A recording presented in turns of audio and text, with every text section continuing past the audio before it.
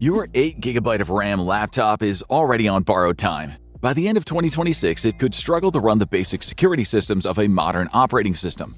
Not because it's broken, but because the rules of computing are changing. Behind the scenes, tech giants are racing to secure massive amounts of memory for AI, while everyday consumers are left fighting over outdated hardware. Millions of machines could become obsolete because the future was built without them. The next computer upgrade won't be about getting faster, it'll be about staying alive. When you buy a smartphone, a tablet, a laptop, or a computer, you expect it to work. Sure, it won't last forever, and you know that cheaper products might not be as efficient, but you spend money on these products thinking that they'll last for at least a few years before you need to find a replacement. It's not an unreasonable expectation, one that consumers across the world have been able to enjoy for generations. And then AI came along and changed everything. As AI's tendrils extend across industries and infiltrate almost every facet of modern life, the lifespans of standard computers are dropping quickly. In homes and offices around the world, there are hundreds of millions of laptops and desktop devices that are less than 2 years old. They look good, their keyboards aren't fading, their displays are crisp, and they boot up in a matter of seconds. Yet beneath their sleek exteriors, a death sentence has been issued. The countdown clock is about to hit zero. The numbers highlight the problem. There are around 2 billion machines in use today. They're used by people from all walks of life, for all manner of tasks, both personal and professional. Without them, their lives would fall apart. Yet the majority of those devices, more than 1.3 billion, are missing the neural processing units, or NPUs, or the base amount of system memory required to complete local next-generation AI tasks. These are the same tasks that tech companies are forcing on us. The tasks that are about to become essential, not optional, for anyone who wants to browse the internet and use the software they've relied on for decades. The entire baseline of functional computing has shifted forever. It's like waking up and finding that 3 lanes of a 4-lane highway have been permanently barricaded and are now exclusively reserved for a convoy of corporate VIPs. The rest of us are forced to battle it out over a single crumbling lane, trapped in a bottleneck that never ends. That's what's happening in the consumer computer market in 2026. And there's nothing you can do about it. You didn't make a mistake, you didn't buy broken hardware or download a system-destroying virus, yet your device has been shut off from the future of the internet. There was no warning, no compensation, and no mercy. It all boils down to something relatively simple: memory. That all-important component that has become rapidly one of the most valuable technological resources on the planet. As AI has become more prominent, the world's largest tech companies have started spending huge amounts of money on powerful AI infrastructure to run it. Memory is a vital piece of that infrastructure. Brands like OpenAI, Microsoft, Google, and Amazon are buying it in droves. The impact of this record-setting RAM investment can be seen and felt in the pockets of millions of consumers the world over. Take the smartphone market. For years, this sector has followed a familiar pattern. Each year, the big brands release their latest devices. Each time, they promise incremental improvements, a faster processor, a better display, or a stronger camera. This is how they've justified their price hikes and encouraged users to abandon their old models in favor of the latest releases. But smartphones, just like laptops and computers, require RAM to function. The AI boom has sent the cost of memory soaring to never-before-seen highs. This has impacted the bill of materials, or BOM, for a smartphone released in 2026. A BOM is a list of all the materials and components that go into a device, along with the raw costs of those materials. In 2022, memory made up a small part of the overall cost. Since then, however, it has dramatically risen to the point where memory now accounts for almost 60% of the BOM in phones worth $400 or less. Even in mid-range devices, the BOM cost of memory has risen to around 40% as RAM effectively becomes a luxury good. This leaves smartphone manufacturers in a difficult position. They need to give people a reason to buy their latest devices, but are having to spend far more to make them. They can't pass all of those costs on to the consumer by raising the price of the device themselves. People have budgets. Not many are willing to hand over a few extra $100 for a phone that's more or less the same as last year's model. So they opt for a different tactic. A tactic that revolves around minimizing manufacturing costs by cutting corners as subtly as possible. They swap out camera sensors for smaller, simpler alternatives. They make the phone's frame from a cheaper, less durable material. They trade the battery for one with a shorter lifespan, but it is more affordable to source. They actively make their devices worse, using cheaper parts and materials to make changes that most people won't notice right away. On their own, any one of those changes would be almost invisible to the consumer. Together, they become a kind of a hidden tax. The spiraling costs of money have to be accounted for somehow, so even as the product gets worse, the price tag stays the same. The customer absorbs the added cost of RAM and ends up with an inferior phone. They might not realize that until a year or two down the line when it starts to freeze or fail and they're forced to buy another. It's not just affecting smartphones, it's happening all across the tech sector. Tablets, laptops, gaming PCs, and everything in between. The brands that make these products are no longer just competing with one another for RAM. They are competing with something bigger. Enormous, insatiable beasts that eat up energy and computing power far faster and in far greater quantities than anything the world has ever seen. AI data centers. These windowless concrete buildings are lined with hyper-efficient cooling towers that pump vast plumes of steam into the atmosphere, and inside each one are rows upon rows of servers.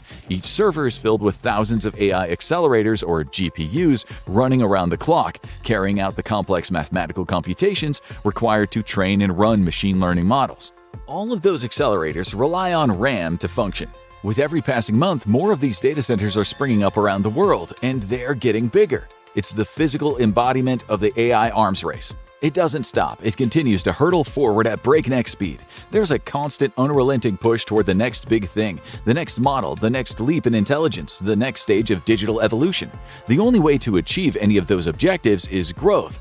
Bigger data centers, more servers, more power, more memory. Companies like Microsoft, Meta, and Alphabet want to dominate the market and release the AI tools that millions or even billions of people want to pay for. To do that, they have to stay one step ahead of their rivals. Because in a race as ruthless as this, even the tiniest setback can spiral into a multi-billion-dollar loss. They have no choice but to purchase all the memory they can afford as quickly as humanly possible, and that's exactly what they're doing. The numbers speak for themselves. Meta, Microsoft, Amazon, and Alphabet are set to allocate $725 billion in combined capital expenditures toward their AI ambitions in 2026 alone. It's a huge amount of money, and it's only going to increase. Experts estimate the combined capex for the biggest AI brands will reach a whopping $1.2 trillion in 2027, rising to $1.4 trillion in 2028. Compare that sort of spending with people just trying to buy a new device, like a family looking for a new computer, or a student on a tight budget searching for a laptop they can carry around campus. Around the world, there are millions of people in the market for a new computer, but the prices they pay are no longer influenced by conventional supply and demand. Instead, they're being controlled by a handful of mega corporations. The technological elite are leveraging their almost infinite cash reserves to outbid the consumer market for silicon chips. They're buying up global factory capacity, leaving retail brands and their customers to fight over the scraps. This is the brutal truth of the AI arms race. It's not just about companies competing with one another to get ahead of the game and release the next big AI asset. It's about those same companies carrying out a violent assault on the consumer computer market. And the worst part of it all is that there is no end in sight. This isn't a temporary shortage, it's not a blip. Things aren't going to simply sort themselves out and get back on track. AI only moves in one direction. Models are only going to get smarter and more demanding, and they're going to hoover up resources year after year. As long as that continues, these companies will keep on consuming memory in record-setting amounts, leaving everyone else in the dust. The scale of their greed is only getting worse, because these companies don't accept the classic kinds of RAM you would find in an everyday laptop or an entry-level smartphone. They want the best of the best, high-bandwidth memory, or HBM. HBM produces incredible speeds by stacking multiple memory chips together, creating a level of performance far beyond traditional RAM. The gap between advanced AI enterprise systems like NVIDIA H100 clusters and the 8 gigs of DDR5 memory found in a typical consumer laptop is massive. The best HBM products score at least 50 times higher on performance benchmarks compared to regular RAM. It's like having a supersonic 5th-generation fighter jet racing against a toddler on a plastic tricycle. This has created a new technological hierarchy. The largest companies can process trillions of data points in fractions of a second, while everyday users are left with machines that struggle with basic AI tasks. That's why HBM has become the backbone of modern AI processors and supercomputers. But in technology, every breakthrough comes with a cost. For HBM, that cost is measured in silicon. Producing a single gigabyte of HBM for AI systems requires around 3 times more silicon capacity than making standard DDR5 memory. So when a factory shifts its focus toward HBM to chase the AI boom, regular RAM production gets squeezed. These two markets can't grow side by side. Every piece of silicon dedicated to high-end AI memory is silicon that can't be used to make RAM for millions of everyday devices like laptops, phones, and tablets. The result is a brutal trade-off. The AI industry is consuming the resources that powered the consumer market. And when you look at the profits involved, it's easy to understand why memory manufacturers are choosing to chase the HBM orders. In today's market conditions, manufacturers can easily have operating margins in excess of 50%. Some are even being forecast to see their margins rise close to 80%. That's a massive difference compared to the much slimmer margins these companies had to cope with when making regular RAM before the AI boom really began. The problem is, this isn't a market with dozens of companies making different choices. The global memory industry is controlled by 3 giants: Samsung, SK Hynix, and Micron. Together, they produce around 93% of all memory chips. That gives them enormous control over where the industry goes, and they're choosing the path that makes them the most money. They can cater to a small elite market rather than worrying about pleasing the masses. Even when their CEOs acknowledge the shortfalls in the DDR markets, they have continued to pour resources into expanding HBM production. Their loyalties lie with big tech. Of course, they won't admit that they're abandoning the general public or leaving millions of consumers to fight for the scraps. Instead, they'll talk about diversifying their product lineup or expanding into emerging markets. It is boring business speak to cover up the consequences of their decisions. But no matter how much they dress it up, the end result is the same.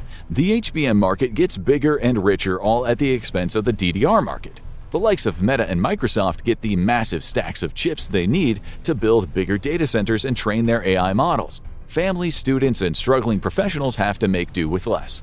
This isn't a supply chain hiccup or an act of God. It's not some evil master plan either. It is a cold, calculated, entirely legal corporate strategy driven by the oldest and purest bedrock of the business world, the pursuit of profit. During the final quarter of 2025, SK Hynix saw a 66% increase in revenue compared to the same period a year earlier. Operating profits also surged by 137% over that same span of time. It was a similar story at other big memory firms. They didn't go all in and starve the DDR market entirely, but they made a big enough investment to send their profits and their shareholder satisfaction rates to record levels. The ugly byproduct of this strategy, however, is a ruthless reallocation of global resources away from the working and middle classes. While the market evolves to optimize yields for every single square millimeter of silicon in existence, a memory famine has swept across large parts of the world, and in the wake of that famine, a frightening new reality is beginning to emerge. A divided reality, a digital caste system, a world in which 2 contrasting extremes exist in a state of chaos. On the one hand, there are the hyper-advanced AI systems training on never-ending sets of data, chewing through resources. As these systems grow smarter and stronger, their capabilities increase exponentially, to the point where almost no task is impossible. At the other end of the spectrum sits the consumers, you.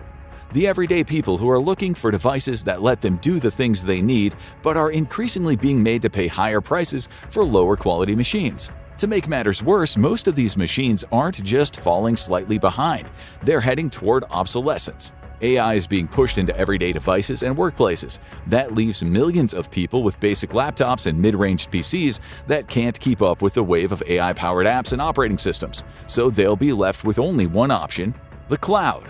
That same cloud owned and operated by those very same megacorps. The same cloud they power with all of that silicon and other computing components that they steal from the rest of the world. People will either buy an expensive AI-ready machine, or they'll pay tech giants monthly just to use basic features. That's the future we're moving toward. It's not just about big tech using billion-dollar budgets to dominate the market, it's about turning one-time purchases into endless subscriptions. It's a slow shift toward digital serfdom, where people no longer truly own their computers. Instead, they become portals for accessing services and renting digital lives from the same companies that built the system. These are the harrowing consequences of the AI boom. The tech giants are only going to become more powerful, while the people gradually lose whatever control, choice, and freedom they once had. They told you AI would transform the world and unlock opportunities for all. They just forgot to mention the price you'd have to pay for that transformation. Now people are starting to see the real cost, and it's already too late to stop it. The AI bubble is growing and affecting us daily, but is it sustainable? Watch $115 billion burn rate, the AI bubble just popped, to find out where it all ends, or click on this video.